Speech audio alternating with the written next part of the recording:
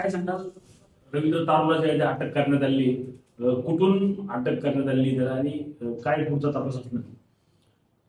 Bavdhan police station 523/25 मध्ये संतोष सिंघाने सहजिल्हा निबंधक यांच्या फिर्यादीवरून जो गुन्हा दाखल करण्यात आला होता त्यामध्ये आरोपी रवींद्र बाळकृष्ण तारू वय 58 वर्ष, दुय्यम निबंधक हवेली 4 बावधन ज्यांनी हा दस्त नोंदवला होता त्यांना आज भोर येथे राहत्या घरातून सदर गुन्ह्यामध्ये अटक करण्यात आलेली आहे.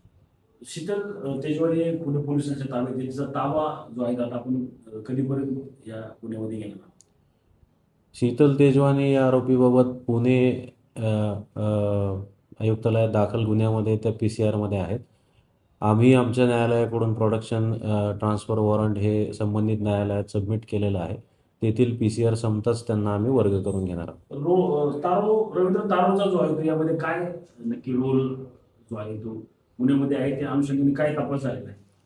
आतापर्यंत प्राप्त कागदपत्राची पडताळणी केली त्यामध्ये सदर दस्तची नोंदणी जी झालेली आहे ती दुय्यम निबंधक रवींद्र तारू यांनी त्यांच्या अधिकार क्षेत्रात केली होती आणि त्या अनुषंगाने त्यांना अटक केलेली आहे.